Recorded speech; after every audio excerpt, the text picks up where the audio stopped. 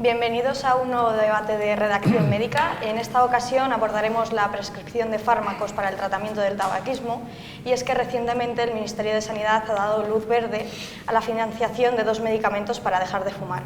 Para hablar sobre este asunto contamos con Paz Vaquero, enfermera especialista en tabaquismo de la Sociedad Española de Neumología y Cirugía Torácica, SEPAR. Bienvenida, Paz. Bienvenida, muchas gracias. Pedro Rodríguez Sánchez, jefe de salud mental del distrito en el Centro de Salud Mental de Ciudad Lineal y miembro del Consejo General de la Psicología en España. Bienvenido. Hola, buenos días. Carlos Jiménez Ruiz, neumólogo y presidente de la Sociedad Española de Neumología y Cirugía Torácica. Bienvenido. Muchas gracias. José Luis Díaz Maroto, coordinador del Grupo de Tabaquismo de la Sociedad Española de Médicos de Atención Primaria, SEMERGEN. Bienvenido. Muchas gracias. Un saludo de mi presidente Gisterri de SEMERGEN. Y Nicole Haas, asesora de la Federación Española de Asociaciones de Pacientes Alérgicos y con Enfermedades Raras. Hola, buenos días. Muchas gracias por habernos invitado y dar voz a los pacientes. Gracias. Comenzamos con el primer bloque, que abordaremos quién debe prescribir los fármacos para el tratamiento del tabaquismo. Y en primer lugar, saber la prevalencia y evolución del tabaquismo en los últimos años. Comenzamos con usted, Carlos. Bien, digamos que aproximadamente los últimos estudios vienen a decir que en nuestro país la prevalencia de tabaquismo en el momento actual se sitúa en torno al 26-28%.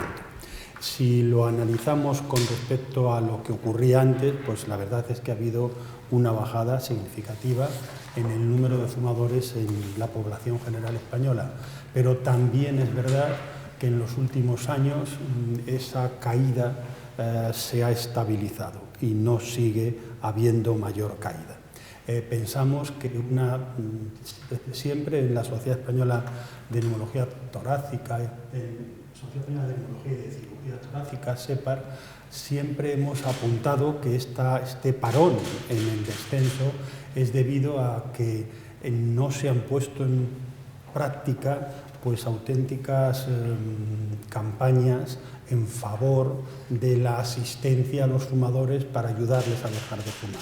No se habían puesto en práctica pues campañas de creación de unidades de tabaquismo, de mayor formación a todos los profesionales sanitarios para que sepan tratar el tabaquismo y de financiación de los tratamientos del tabaquismo. Es por eso por lo que desde nuestra sociedad hemos dado la bienvenida a esta iniciativa del Ministerio de Sanidad de que se financien los tratamientos del tabaquismo. Nos parece un poco corta porque solamente se ha quedado en financiar vareniclina y bupropión, que está muy bien, pero creemos que la terapia sustitutiva con nicotina, que es otro fármaco importante, también debería haber sido financiada. Eso es un poco en cuanto a la evolución del tratamiento del tabaquismo, de la prevalencia del tabaquismo en nuestro país.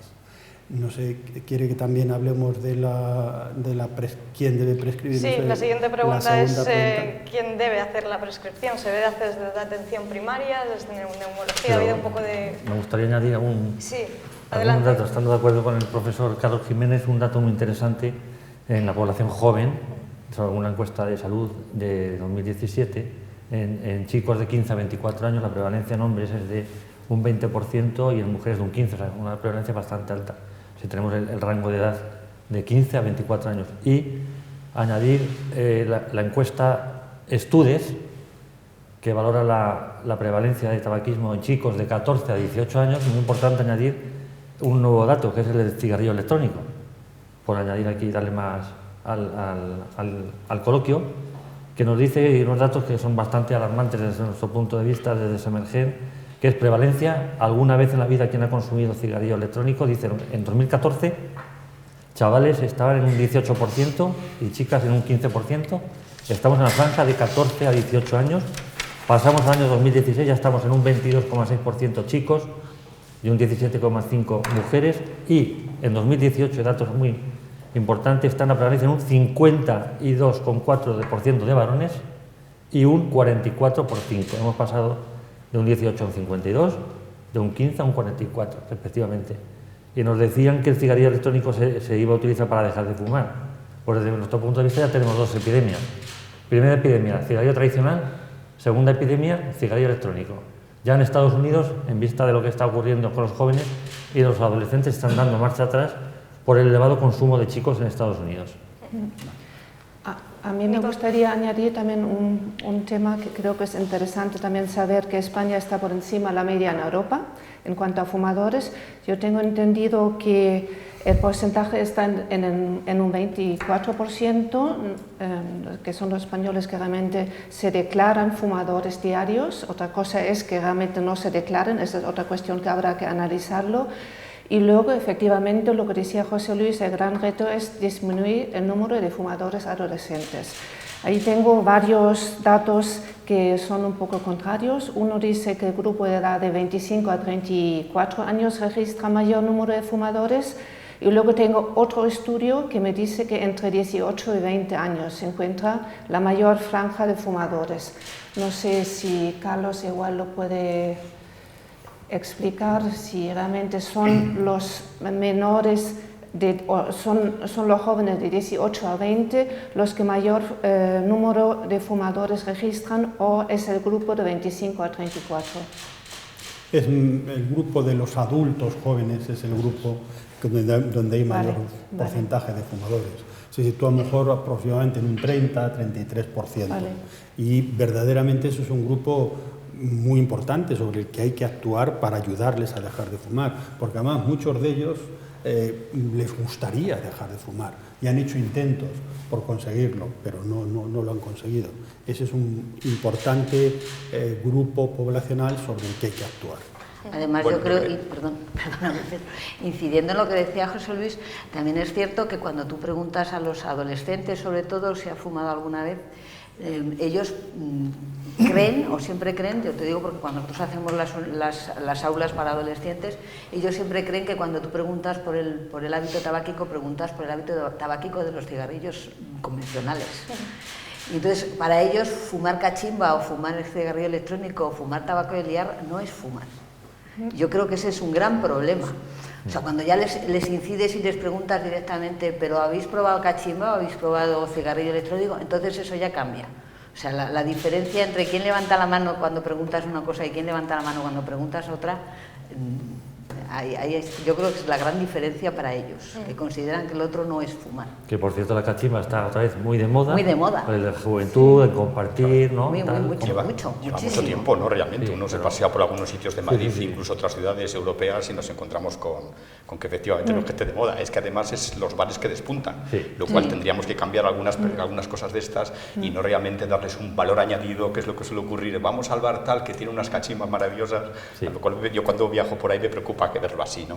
Pero un poco lo que nos preguntaba Mercedes, yo quería centrarlo porque decía, ¿quién debe prescribir los fármacos para el tratamiento del tabaquismo? Está claro que desde la psicología o los psicólogos no podemos prescribir porque en España ni sabemos ni estamos autorizados para ello. Lo cual ya digo de entrada que no quiere decir que con la evolución de las cosas nunca se sabe que podamos acabar prescribiendo, tal como ha pasado, por ejemplo, con enfermería o como pasa con psicólogos de algunos estados americanos, pero quizás ahora esto no es lo relevante. Yo sí quería decir que es evidente, prescriba quien prescriba, es evidente que hagamos que los tratamientos sean eficaces y efectivos. Pero yo creo que en todas las patologías, y fundamentalmente en esta, se da un componente que es el componente de que no solo es necesario que te den el fármaco adecuado para quitarte lo que tienes, sino que los pacientes tengan la conducta y las actitudes adecuadas para que ese medicamento les pueda hacer efecto. Yo suelo decir a mis pacientes que tú puedes tener una pulmonía, darte la mejor medicación del mundo, pero como sigas durmiendo con la ventana abierta o pisando en la nieve, a lo mejor la pulmonía cuesta un poco más de trabajo quitar.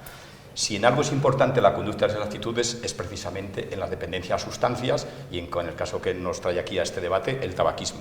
Por tanto, yo creo que ahí es importante que los psicólogos podamos trabajar e intervenir para hacer que estas personas, cuando reciban el tratamiento, nos aseguramos que tengan una mayor eficacia y una mayor eficiencia.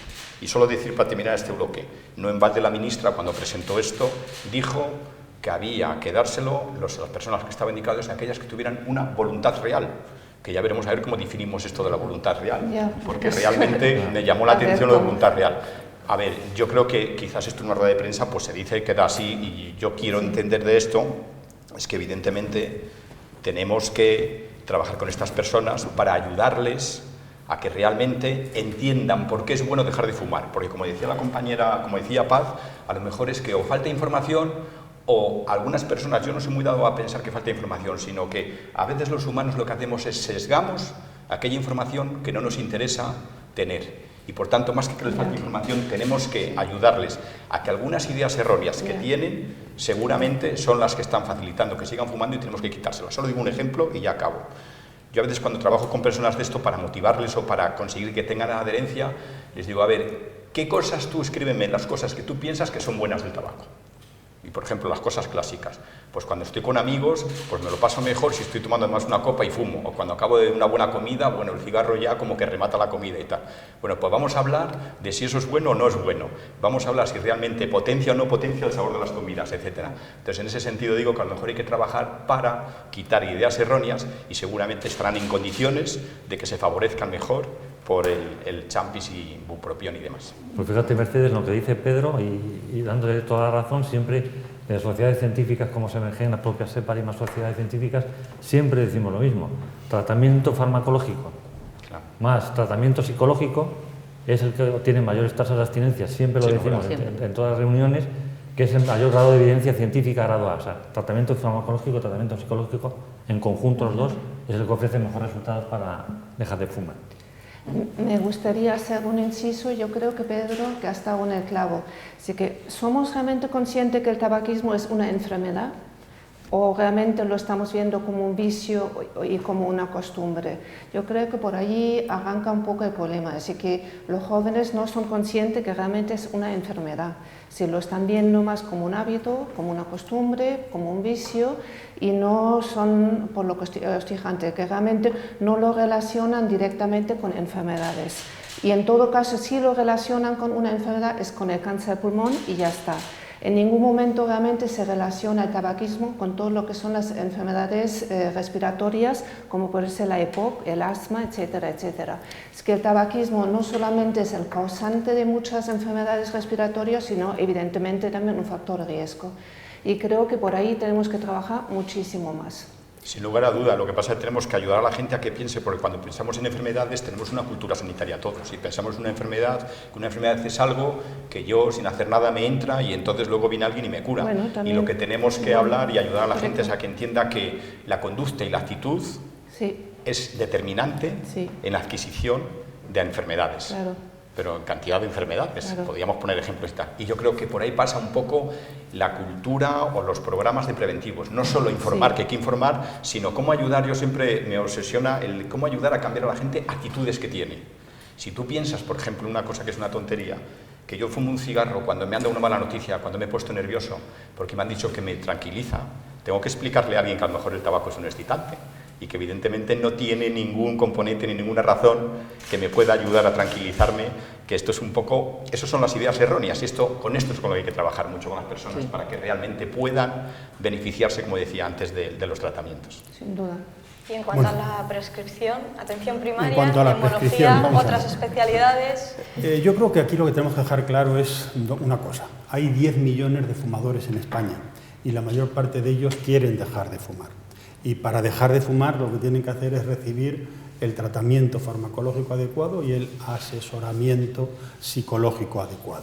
Entonces, decir que solamente pueden prescribir los médicos de atención primaria es un error, porque contra el tabaquismo combatimos todos los profesionales sanitarios, los médicos de atención primaria, los médicos de atención especializada, las enfermeras, los psicólogos, los farmacéuticos, todos los profesionales sanitarios, porque el tabaquismo es el principal problema sanitario que tiene nuestro país.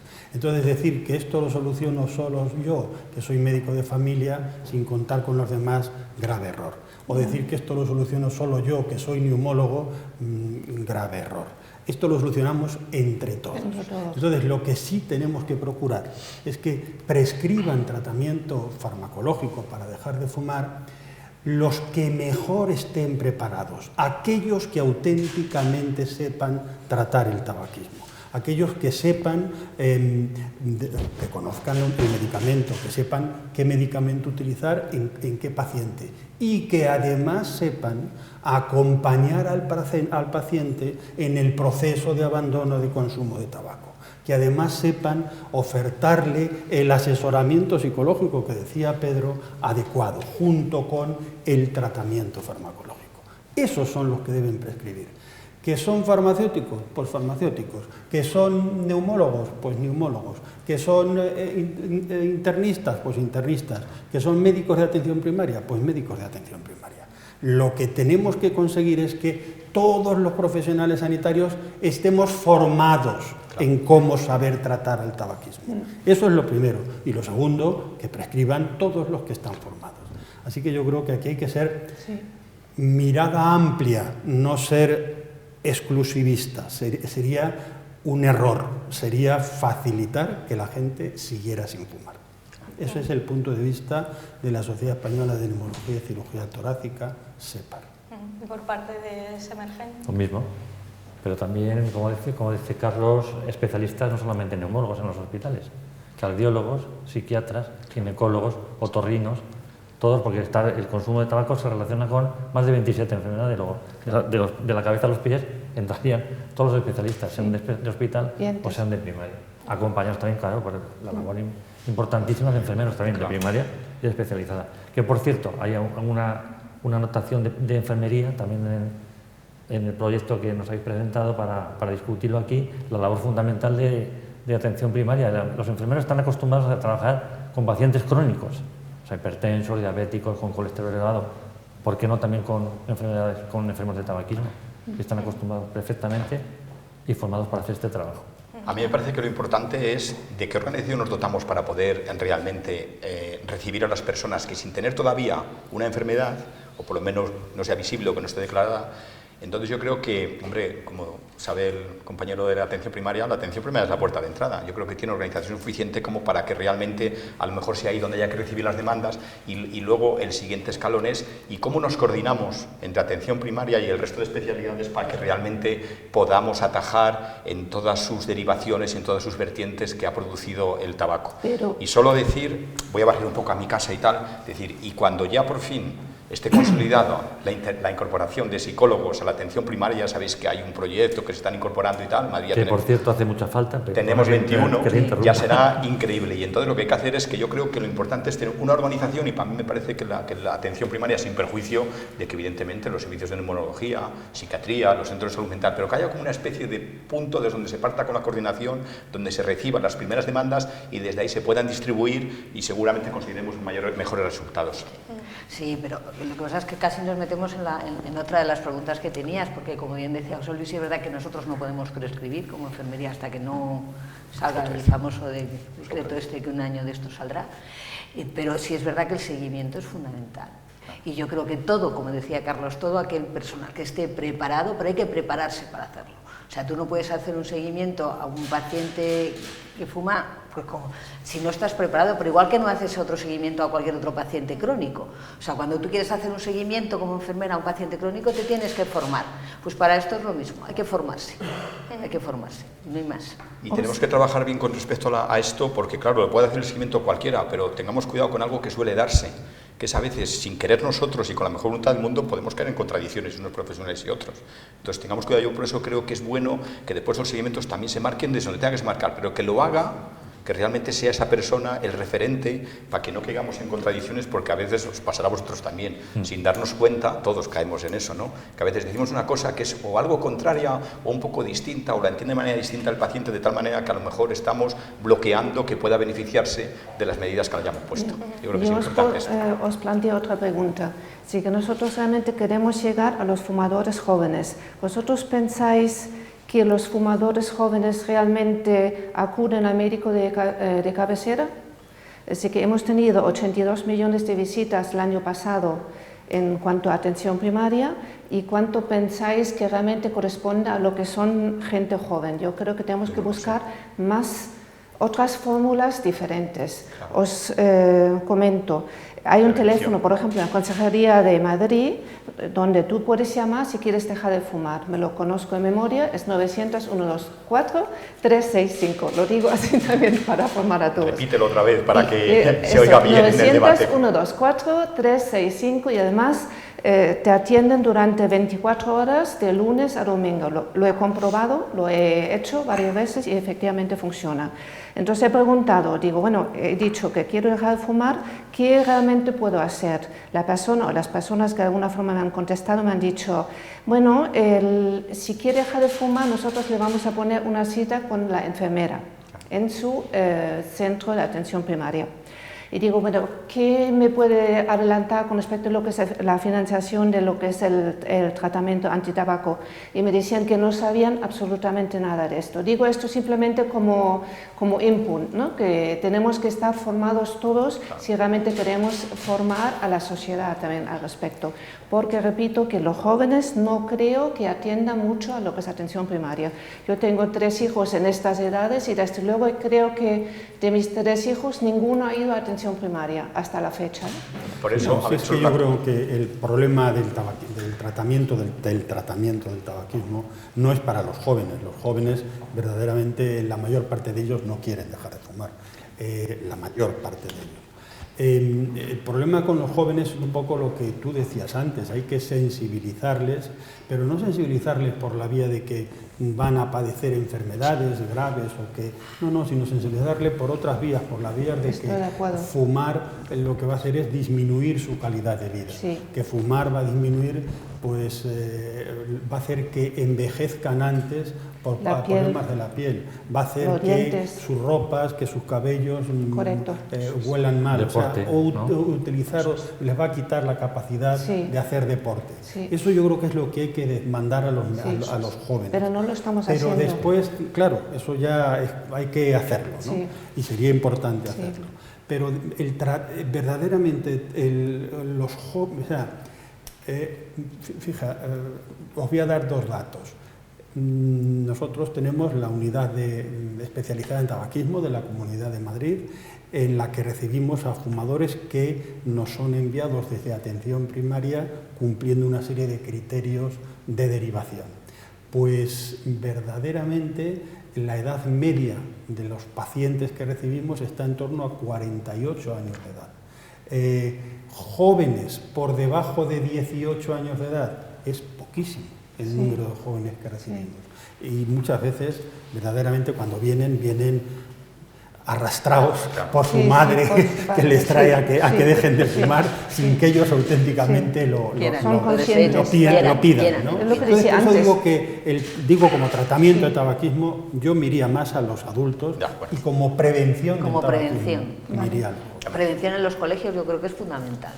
No solamente colegios, sino universidades. Pero si empiezas por los colegios, sería... Pero hay algo importante que tenemos que... Porque los mensajes llegan en función, si sabemos cuál es el perfil de aquellas personas a las que nos dirigimos.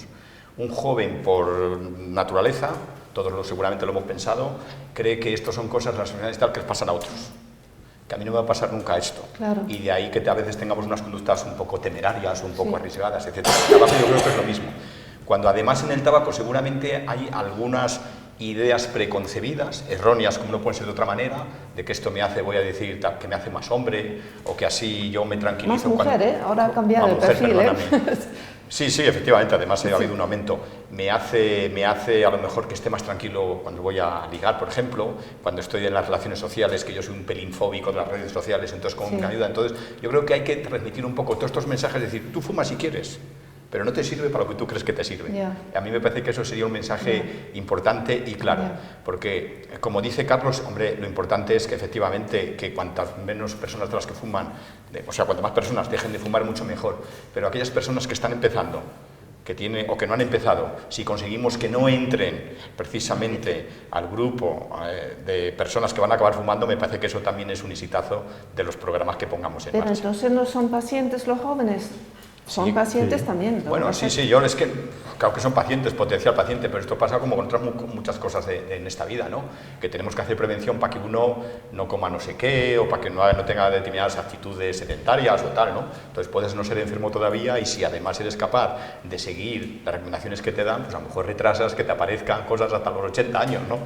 Y lo que dice Nicole es verdad, es muy importante. Lo que te refieres a la atención primaria, esa franja de edad se nos escapa. Claro, terminamos el programa del niño sano a los 14 años, y desde los 14 años hasta los 20-25, que ya empiezan su actividad laboral, y luego ya son enganchados por los servicios de empresa, queda una franja muy... Entonces sería más colaboración entre atención primaria y educación. Institutos, colegios, sobre todo institutos que están en el bachiller. Y no consiste en ir como experto en tabaquismo y darles una charla que te dure una hora ahí al instituto, sino que ellos mismos participen, sean, como decís vosotros, entre homólogos, ¿no?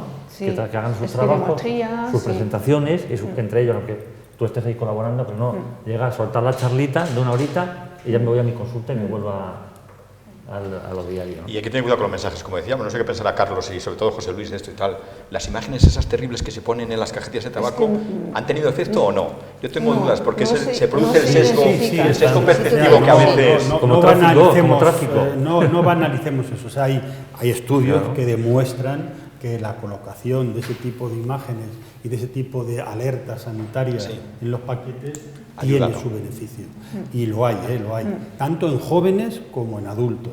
O sea, que hay que seguir haciéndolas. Y además es que hay que tener en cuenta que la forma de combatir el tabaquismo es con un montón de medidas que sean todas complementarias.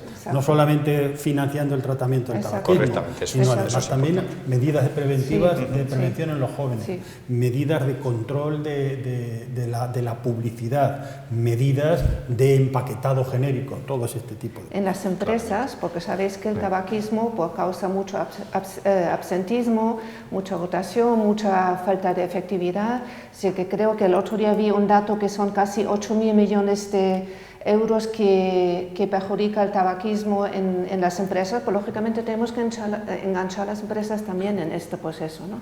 Por eso lo que vosotros comentasteis antes, un teamwork, hay que trabajar en equipo todos juntos.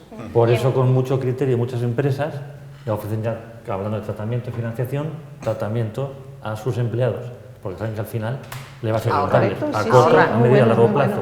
Y les ofrecen tratamiento financiado por la propia empresa. Y en cuanto al seguimiento que se ha hablado antes un poco, ¿cómo debería de ser? Los pacientes llegan a atención primaria, después se derivaría a neumología, entran también en juego las unidades de tabaquismo, enfermería, psicología. ¿Cómo debería de ser ese acompañamiento al paciente que quiere dejar de fumar? Pues los que hagamos diagnóstico y tratamiento haremos el seguimiento.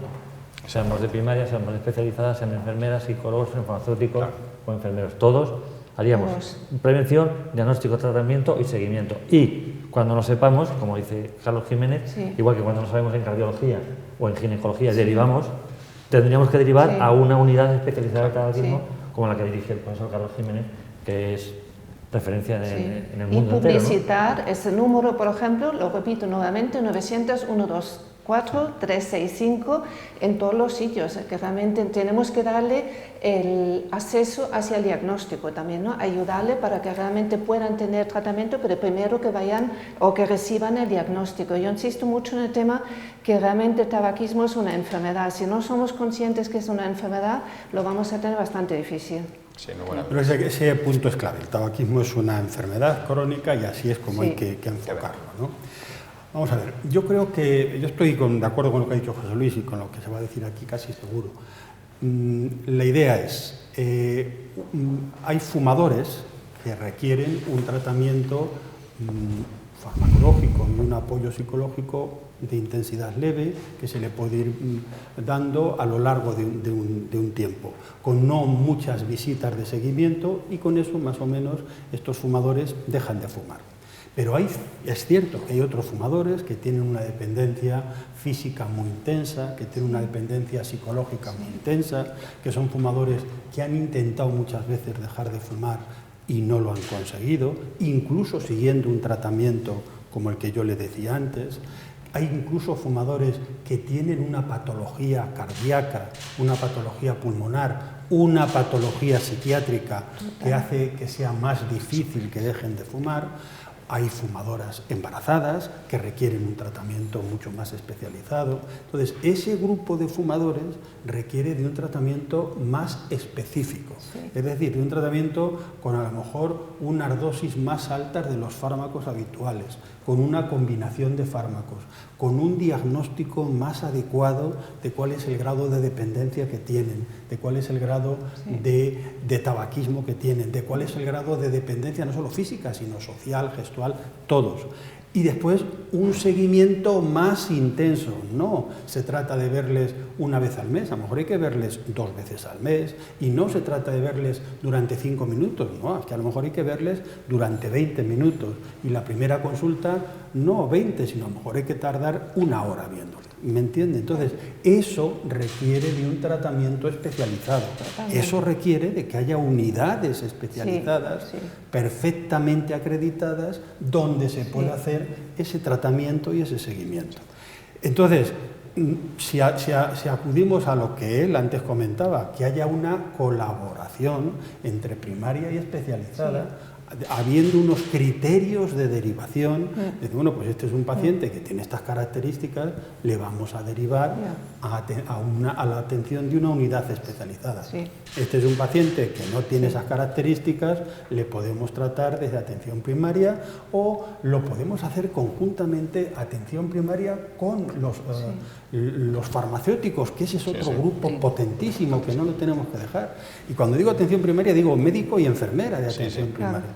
¿Me entendéis lo que os quiero decir? Esto es lo que hay que hacer, y hacer otra cosa es equivocarnos. Un país que tiene una experiencia larguísima en tratamiento del tabaquismo, el que mayor tiene de todo el mundo es Inglaterra. Inglaterra desde el año 2000, empezó antes del año 2000 ya, creó los servicios para dejar de fumar, los Smoking Cessation Services, que son donde la gente que quería dejar de fumar acudía, donde eran atendidos por médico, enfermera y psicólogo. Un equipo. Médico, enfermera y psicólogo. Y acudían allí, el médico de cabecera, los GPs, los enviaban allí, y a los que era necesario enviarlos, y allí les trataban y recibían el tratamiento. Eso es como habría que organizarlo en nuestro país. De todas formas, tenemos 60 unidades de tabaquismo, es que no es poco, 60 unidades. Pero también os pregunto, ¿la sociedad sabe dónde están estas unidades de tabaquismo? Porque yo he preguntado nuevamente, a ver si lo sabía, las señoritas que contestaban en la Consejería de Sanidad, y no me lo han sabido decir. Me han dicho que sí, que en el Carlos III, uno, pero ya está, no sabían decir mucho más. Entonces, si no lo sabe ni la propia Consejería de Sanidad, pues mucho menos lo sabrá lo que es la sociedad. Yo en esto soy un poco crítica, pero bueno, coincido totalmente contigo. Y volviendo a lo que es el tema de la enfermedad, hasta las asociaciones de pacientes, nosotros nos deberíamos implicar muchísimo más. Así que yo no conozco ninguna asociación de pacientes que trate el tabaquismo. Vaya, que realmente tenga como objetivo fundamental el tabaquismo, cuando realmente es una enfermedad súper potente, crónica y muy compleja, pero no existe. Eso sí, en Inglaterra sí que existe una asociación de alguna forma que se ocupe desde un punto de vista de paciente respecto a lo que es el tema del tabaquismo. También digo, nuestra culpa, tenemos que hacer mucho todavía, muchísimo. Incluso precisamente yo creo que en el campo de la integración, como está hablando de recursos, estaba yo ahora pensando que la gente sí conoce que hay centros, por ejemplo, de drogodependencias, pero nadie se ocurre pensar que el tabaco es una de las cosas que a lo mejor tiene que ser asumida. Aquí al lado tenemos una, ahí arriba, en la calle Alcalá, muy conocida, una unidad que depende además del Ayuntamiento de Madrid. Fíjate. Y la gente nunca piensa en eso. Le digo, ahí está el centro del CAT, el Centro de Atención a Drogodependientes. Bueno, uno que consume tabaco es un drogodependiente también, ¿no? Nadie pensaría que podría ir ahí. Entonces yo creo que también hay que sensibilizar precisamente de que estas unidades que existen, que a lo mejor también pueden, digamos, asumir la responsabilidad de atenderles. Pasa un poco como con el alcohol, aunque no es el tema ahora, ¿no? Que tampoco la gente piensa que en esas unidades, aunque eso sí que se ha conseguido que efectivamente haya mayor sensibilidad y visibilidad, precisamente la gente entiende que hay. Pero el tabaco es que es importante eso. Y luego yo quería introducir también un poco en cuanto al seguimiento y demás. ¿Qué hacemos? Porque he visto por alguna cosa que he consultado que el Champions y demás se daría una vez al año.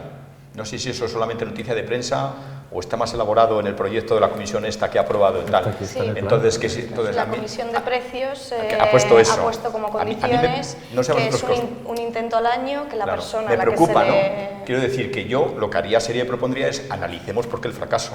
Porque a lo mejor si analizo por qué ese fracaso, voy a encontrar variables que me ayudan a tener éxito en el siguiente intento. Sí. Pasa un poco, hablando de diferencias, pues a veces hay personas que hacen un intento de suicidio y cuando analizas bien el intento de suicidio que ha pasado, que no sé qué tal, consigue seguramente a lo mejor que no vuelva a haber otro intento de suicidio. Yo intentaría un poco por ahí, porque si no, ¿qué hacemos con esas personas?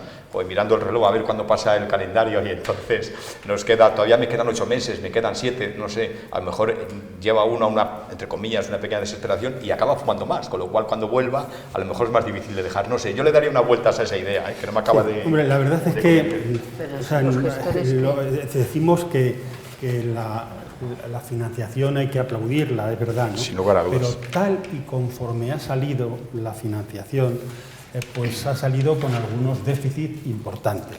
Es decir, que solo se financia el tratamiento del tabaquismo a aquellos que fumen 10 o más cigarrillos al día, aquellos que tengan 7 o más puntos en el test de Fagerström, o aquellos que solamente se financie una vez al año, pues es un poco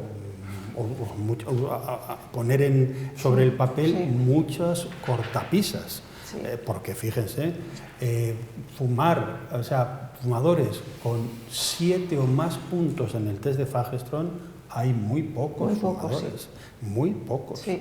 Pero es muy subjetivo también. En la población general, la media de test de Fagerström es de 3 o casi menos, 2,43 puntos en el test de Fagerström. O sea, con 7 hay muy poca gente. Nosotros, la media de los pacientes que acuden a nuestra unidad es 6,6. Así que fíjense ustedes. Entonces, con esto quiero decir, todos los fumadores, todos los que tienen incluso 2 puntos en el test de Fagerström, requieren tratamiento farmacológico para dejar de fumar. Así que yo creo que esas cortapisas deberían ser eliminadas. Estoy de acuerdo. Deberían ser eliminadas. Se autoengañan. Es más, no solamente, en principio solamente se puede prescribir una medicación. Y me explico. Hay muchos fumadores que a lo mejor requieren una terapia combinada. Sí, con la sustitutiva, sustitutiva, chicles y parches, o vareniclina y parches de nicotina, ¿me entendéis? Creo que eso también es una cosa que habría que hacer. Y luego otra cosa que también es lo del intento previo el año antes. Yo cuando venía para acá venía pensando, vamos a ver. Yo creo que volvemos a lo de siempre, lo de verdad tienen asumido que el tabaquismo es una enfermedad. Yo creo que es que los gestores no lo tienen asumido. Entonces digo, ¿en algún momento tú te planteas no dar un antihipertensivo a un señor con una tensión arterial alta porque el año anterior ha comido con sal? No te lo planteas. O sea, si el señor ha comido con sal el año anterior, ¿para qué le vas a...? Primero que comas sin sal y luego le das la pastilla de la tensión. Pues yo creo que esto es lo mismo. O sea, ¿por qué si el señor o el paciente que viene, no tengo el señor, el paciente que viene no ha hecho ningún intento previo, ¿por qué no le puedo ofertar el tratamiento? Es lo mismo. O sea, yo venía pensando, y los de te digo lo de la tensión porque dices, bueno, si se quitan la sal, pues a lo mejor resulta que si el año anterior se han quitado la sal, no hace falta que le den la pastilla. Entonces, ¿por qué nos hacen también cortapisas en eso? ¿No? Yo creo que es algo que los gerentes también deberían de tener un poco en cuenta. Yo creo que es que no tienen muy en cuenta que el tabaquismo es una enfermedad y que hay que tratarla. Y hay que evitar todas esas cortapisas que decía Carlos. A mí esas cosas también me enfadan mucho. Eso de, no si no han hecho un intento previo. Perdona, o sea, si yo quiero dejar de fumar, ¿por qué no me vas a dar la medicación? No si no tienen un test de Fagerström de 7, porque a lo mejor resulta que tengo un test de Fagerström de 5, pero es que quiero dejar de fumar. Pues ¿por qué no te la voy a dar? Aparte que contestan lo que quieren en el test, es decir, que esto es muy subjetivo. Oye, pero una cosa por ampliar lo que dice Paz, es que no solo es que te pidan un intento de cesación tabáquica, sino que se pueda constatar. Entonces, ¿y cómo constato esto? ¿Cómo lo constatas? Le paso el test de la verdad, a ver si me está mintiendo o no. Claro, es que... llega por un momento, lo tengo aquí entrecomillado por eso precisamente, es que, entonces yo creo que esto también es importante, lo que dice Pascual, lo comparto perfectamente, a ver. Si es que lo que no se explica, de verdad, esto es una de las cosas, yo creo que todavía los administradores, los administradores de la política sanitaria todavía no han entendido de lo importante que es, primero, saber que el tabaquismo es una enfermedad crónica. Segundo, saber que existen tratamientos que son eficaces, seguros y con una relación coste-beneficio estupenda para ayudar a dejar de fumar. Existen esos tipos de tratamientos. Y, por ejemplo, existen tratamientos para la hipertensión, para la hipercolesterolemia, que son eficaces y seguros, pero que la relación coste-beneficio es infinitamente peor que la que tiene la relación coste-beneficio de los tratamientos del tabaquismo. Entonces, no se explica que pongan tantas cortapisas para el tratamiento del tabaquismo y no lo pongan para la hipertensión o para la hipercolesterolemia. ¿Por qué le sigues dando pastillas para el colesterol a unos pacientes que siguen comiendo mal, o que no hacen dieta, o que no pasean? Y sin embargo se les sigue dando. ¿Por qué no se le quita la pastilla a un paciente que sigue comiendo con sal? Porque siguen comiendo con sal. Y entonces no se les quita, no se les retira. Entonces, ¿por qué el tabaco sí? ¿Por qué a los pacientes con tabaquismo sí? Algo que yo nunca podré entender. En Madrid, igual que en otras comunidades autónomas de España, antes de la crisis se financiaban los tratamientos del tabaquismo. Antes de la famosa crisis esa, pues se financiaban los tratamientos del tabaquismo. En Madrid se estuvieron financiando durante 7 o 8 años, con unos resultados espléndidos, que se financiaban en atención primaria, nosotros en la unidad especializada. Las unidades se daban. Y la financiación era totalmente gratis, ni siquiera como ahora con copago. Como se financian los tratamientos de otras enfermedades, sino aquí era totalmente gratis. Que eso tampoco me parece adecuado. Pero bueno, había una financiación total. Y resulta que llega la crisis y la decisión que toman los políticos sanitarios es decir, como estamos en crisis, dejo de financiar los tratamientos del tabaquismo. O sea que la decisión que tomaron es, como estamos en crisis, el tratamiento que mejor relación coste-beneficio tiene, lo retiro. Y otros tratamientos que tienen peor relación coste-beneficio, los sigo financiando. Pues, es que no lo entiendo. ¿No os parece que esto es un fallo enorme de nuestros políticos sanitarios? Tienen que estudiar un poco más y que aprendan que lo que hay que retirar es la financiación de los que, en esos casos, se retira la financiación de los medicamentos que peor relación coste-beneficio tienen, pero nunca de los medicamentos que tienen la mejor relación coste-beneficio. Si eso lo hubieran hecho, pues ahora tendríamos otra situación.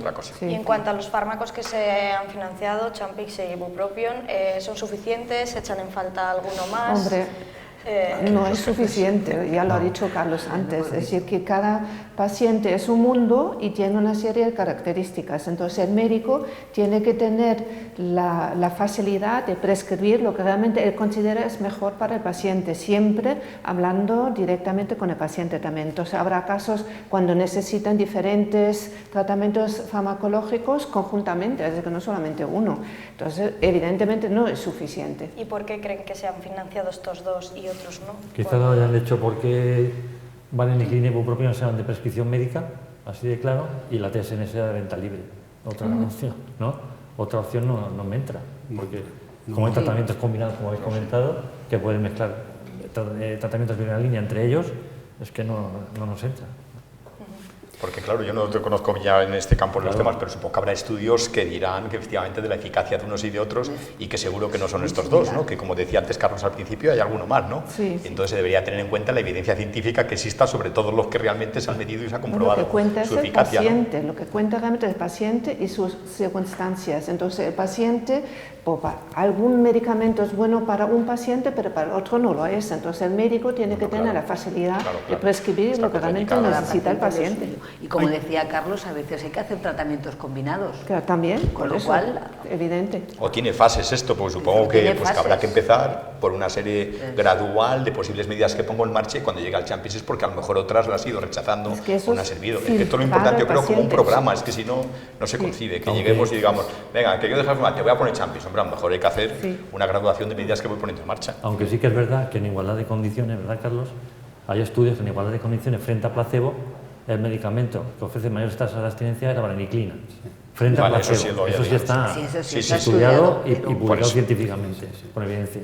Casi lo que de los tres. Como dice Nicole, cada paciente es cada paciente. Cada paciente es un mundo. Y tú te crees que va a resultar con una cosa y al contrario, sale por la que tú menos pensaba que te iba... Ya está claro que lo que hay que financiar, lo que hay que financiar por el sistema público de salud son los tratamientos que son eficaces y seguros. Y los tres tratamientos que son eficaces y seguros para dejar de fumar son bupropion, vareniclina y las formas de terapia sustitutiva con nicotina que hay en nuestro país. El chicle, el parche, los comprimidos y el spray bucal. Pues eso es lo que hay que financiar. Y ya está. Y es que es tan sencillo como eso. Y ya está. Es que además no se explica que no que la TSN de los años 60, ¿no? Claro. Con los años 60 han dejado millones de personas en el mundo dejando de fumar con la TSN. Como salió bupropión y después vareniclina. Pero millones de personas fumadoras han dejado de fumar con la TSN. En cuanto al perfil del candidato, bueno, habéis hablado que no se deberían, lo que ha marcado el Ministerio, que no debería de ser así para que todo el mundo pudiera acceder a estos tratamientos para dejar de fumar, pero ¿se debe medir el riesgo del paciente para la prescripción? Bueno, aquí los médicos sí, claro. El riesgo del paciente. Claro. Vamos a ver. Yo creo que esto es otra de las cosas que también hay mucho desconocimiento al tema. O sea, en el momento actual disponemos de un estudio, un ensayo clínico, que yo creo que es el ensayo clínico más importante que sobre tratamiento del tabaquismo se ha hecho. Es un ensayo clínico que, aunque es un ensayo clínico que fue financiado por dos laboratorios, que son los que son el laboratorio dueño de vareniclina y el laboratorio dueño de bupropion, aunque fue financiado por ellos, fue un estudio que fue diseñado por la FDA y ese diseño fue diseñado por ellos, aprobado por ellos y directamente encaminado a saber cuál era la eficacia y cuál era la seguridad de uso de esos medicamentos, no solo en fumadores sanos, sino también en fumadores con patología psiquiátrica controlada. Pues bueno, como consecuencia de ese estudio que incluyó a 8.000 fumadores y que se hizo en 160 centros sanitarios de todo el mundo, o sea, y hago hincapié en esto para que se vea claro de que no se ha hecho solamente en una determinada población, sino se ha hecho en todo el mundo. Y en 160 centros sanitarios quiere decir que se han hecho en unidades de tabaquismo como la que yo dirijo, pero también se han hecho en centros de salud, o sea que se han hecho en todos los ámbitos sanitarios. Luego los resultados de ese estudio valen para todos los ámbitos y para todos los países. Pues en ese estudio se vino a demostrar que los tres medicamentos, parches de nicotina, vareniclina y bupropion, los tres eran seguros en fumadores sanos, en fumadores con patología psiquiátrica controlada y en fumadores con patología cardíaca controlada. O sea, que eran sanos, pues yo diría que en todos los fumadores. Y que además de ser seguros, eran eficaces, eran más eficaces que contra placebo. Y después, como decía José Luis, también se vio que de los tres, el más eficaz era vareniclina. Vareniclina era más eficaz que bupropion y más eficaz que parches de nicotina solos. Y parches y bupropion tenían igual eficacia. Luego, ante ese estudio, que es un estudio de la FDA, que es un estudio que ha hecho que la FDA quitara del prospecto de bupropion y del prospecto de vareniclina las alertas de seguridad, que también la EMA lo ha hecho, yo creo que es que ya no hay que decir perfiles de pacientes. Estos tratamientos son eficaces y seguros para todo el mundo. Olvidémonos de que estos medicamentos, los medicamentos para dejar de fumar, pueden producir efectos adversos graves o pueden producir depresiones o pueden producir ataques al corazón. Quien produce depresiones y ataques al corazón es fumar, no los medicamentos para dejar de fumar. Así que eso tengámoslo claro. Sí. Y luego, en este sentido, se puede decir que quien debe recibir tratamiento farmacológico serían todos los fumadores, menos, según la guía americana, los que fumasen menos de 10 cigarrillos, adolescentes y embarazadas. Y esto, embarazadas con estudio. Pero el resto deben de recibir tratamiento farmacológico y tratamiento psicológico. Todo, el resto de fumadores, que son la mayoría. Porque nunca nos cuentan, nos dice la administración, que muchos pacientes dejan de fumar a pelo. Que es así, pero lo que no nos dicen es que los que dejan de fumar con voluntad o a pelo, el 80% de ellos sin tratamiento recaen en la primera semana. Claro. Eso no nos lo cuentan. O sea, dejan de fumar, sí, pero cuando recaen, al primer día, al segundo, al tercero, al cuarto, porque se suben por las paredes, están irritables, nerviosos, no duermen, tienen síndrome de abstinencia. Entonces, recaen. Es que dicen que el tabaco es una droga que produce más dependencia incluso que la persona que consume la heroína y la cocaína. Sí. Y normalmente cuando se inicia con el tabaco, como mínimo fuma 30 años. Es que es tremendo. Esto es increíble, realmente increíble la poca importancia que le estamos dando al tabaquismo. Así que hay que hacer muchísimo más. Y creo que estamos todos de acuerdo en esto. Si os parece, para ir terminando, hacemos unas conclusiones de un minuto y medio. Empezamos por Paz.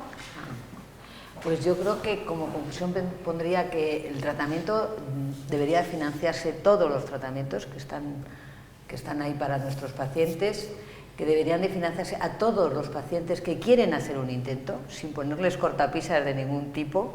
Creo que los gestores deberían tener más en cuenta que el tabaquismo es una enfermedad y que como tal habría que tratarla, que el seguimiento y el abordaje al tabaquismo lo deberían hacer todo aquel profesional sanitario que esté preparado para hacerlo, me da igual que sea médico, que sea enfermera.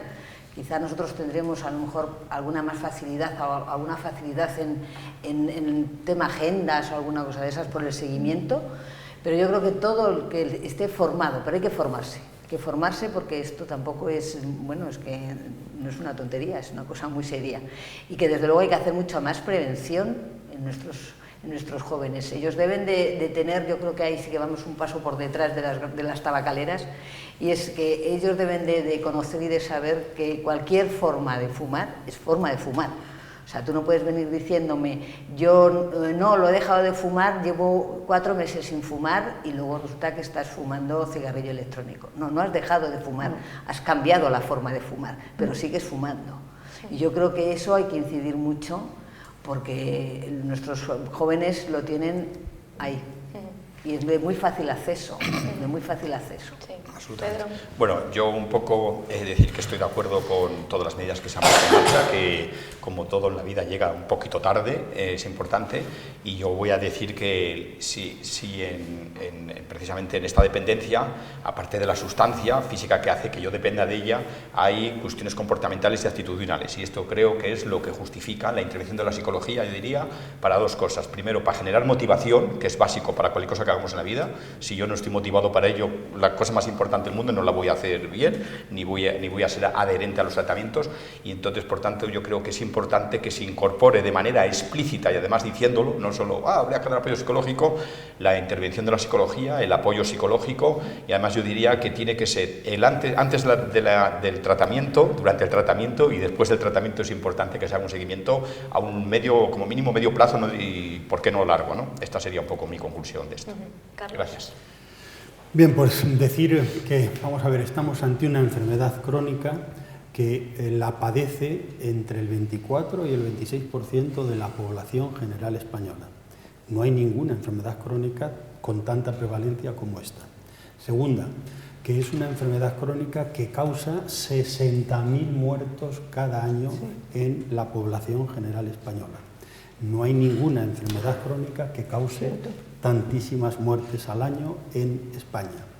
Tercero, que tenemos en este momento unos tratamientos que son eficaces y seguros para ayudar a que los pacientes que padecen esa enfermedad crónica, que se llama tabaquismo, dejen de fumar. Cuarto, que si prescribimos esos tratamientos, vamos a ayudar a que dejen de fumar nuestros pacientes. Quinto, que ese problema es el principal problema sanitario y que, en consecuencia, todos los profesionales sanitarios tenemos que estar presentes para tratar de solventarlo y que tenemos que aprender cómo solventarlo. Así que todos tenemos que estar formados y estar listos para intervenir en el tabaquismo de nuestros pacientes. Y si intervinimos en el tabaquismo de nuestros pacientes, algunos requerirán prescripción. Así que la prescripción la tenemos que hacer todos y sobre todo aquellos que están preparados. Y ya no sé si es el quinto o el sexto, por último, decir que vemos muy bien esta medida de financiación de los tratamientos del tabaquismo y felicitamos al Ministerio por ello, pero también le decimos que, por favor, no pongan tantas cortapisas para el tratamiento, para prescribir el tratamiento, y que se financien todos los tratamientos del tabaquismo. José Luis. ¿Cuál es mi cámara? Esa, muy bien. Pues voy a dar un mensaje a los pacientes fumadores. Atención, dejar de fumar es la mejor medida de salud que puede adoptar un paciente fumador en toda su vida. ¿Y saben una cosa? Que nos acercamos al 1 de enero. Estamos muy próximos. ¿Y sabes cuáles son los objetivos de la población el 1 de enero? Hacer dieta. 1. 2. Aprender inglés. Y 3. Dejar de fumar. Por lo tanto, les animo a que este 1 de enero se ayuden a dejar de fumar y cuenten con farmacéuticos, psicólogos, médicos y enfermeros para lograrlo. Muchas gracias. Ir al gimnasio, que ayudará a dejar de fumar, que es otra de las cosas que la gente se plantea. Yo creo que ya está todo, creo que está todo dicho. Me gustaría añadir una frase que figura tal cual en el Ministerio de Sanidad, que dice que el tabaquismo constituye el principal problema de la salud pública prevenible en los países desarrollados, siendo la primera causa de mortalidad y movilidad evitados en nuestro país. Así que realmente lo podemos evitar y eso depende de todos nosotros que lo consigamos y necesitamos estar todos juntos en la misma línea. Perfecto, pues muchísimas gracias a todos por las aportaciones y nos vemos en el próximo debate. Gracias. Muy bien. Gracias.